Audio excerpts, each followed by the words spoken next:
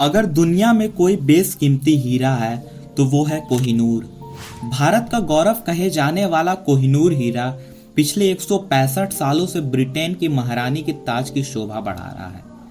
कोहिनूर की एक दिलचस्प बात यह है कि इसको ना ही आज तक किसी ने बेचा है और ना ही आज तक इसको किसी ने खरीदने की कोशिश की है, बल्कि आज तक के इतिहास में कोहिनूर को जीता गया है, छीना गया है या फिर तोहफे के तौर पर दिया गया है। कोहिनूर हीरे के बारे में कहा जाता है कि यह हीरा शापित है। जिसने इसको अपनाया है वो बर्बाद हो गया है, उसके हाथों दुनिया के सारे दुर्भाग्य लगे हैं। तो आइए जानते हैं इस वीडियो के माध्यम से एक रोचक कहानी कोहिनूर की। कोहिनूर हीरे का इतिहास जानने से पहले जान लेते हैं कोहिनूर का मतलब क्या होता है। कोहिनूर शब्द बना है कोह ए नूर से, जिसका मतलब होता है प्रकाश का पर्वत। इतिहासकारों के अनुसार इस हीरे को गुंटूर जिले में स्थित गोलकुंडा की खदानों से प्राप्त किया गया था। सबसे पहले इस हीरे को किसने देखा, ये कब बाहर आया, इसका कोई प्रमाण दर्ज नहीं है।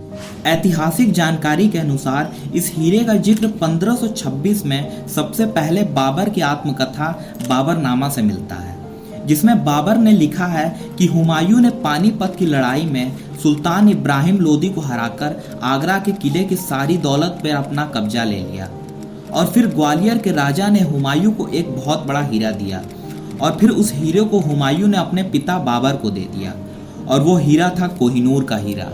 दूसरी बार इस हीरे का जिक्र होता है 1628 में, जब शाहजहां अपने लिए एक सिंहासन बनवाता है। इस सिंहासन को बनवाने में तकरीबन 7 सालों का समय लगता है और इस सिंहासन को अनेकों जवाहरातों से सजाया जाता है, जिसमें सबसे बेशकीमती कोहिनूर का हीरा और रेड टिमर रूबी शामिल था और इस सिंहासन का नाम रखा जाता है तख्त ए मुरस्सा। बाद में इस सिंहासन को मयूर सिंहासन यानी कि पीकॉक थ्रोन के नाम से जाना जाने लगा। साल 1739 में फारसी सेनापति नादिर शाह दिल्ली की दौलत को देखकर काफ़ी आकर्षित होते हैं और मोहम्मद शाह को हराकर दिल्ली को जीत लेते हैं और 16 मई 1739 को नादिर शाह अपने साथ मुगलों की सारी जुटाई हुई दौलत को लेकर वापस अपने देश की ओर चले जाते हैं और उसी सारी दौलत में रहता है कोहिनूर का हीरा। और बताया जाता है कि इस हीरे का नाम नादिर शाह ने ही कोहिनूर रखा था। फिर आता है सन 1747, जब नादिर शाह का अपना ही एक सेनापति नादिर शाह को मार डालता है। फिर ये कोहिनूर का हीरा चला जाता है अहमद शाह दुर्रानी के हाथों में, जो कि नादिर शाह का एक सेनापति हुआ करता था, और कई हाथों से होते हुए यह हीरा 1813 में चला जाता है महाराजा रणजीत सिंह के पास, जो कि उस समय सिख एम्पायर के राजा थे। 1839 में महाराजा रणजीत सिंह की मृत्यु हो जाती है। फिर 1843 में 5 वर्षीय दलीप सिंह को सिख एम्पायर का राजा बनाया जाता है।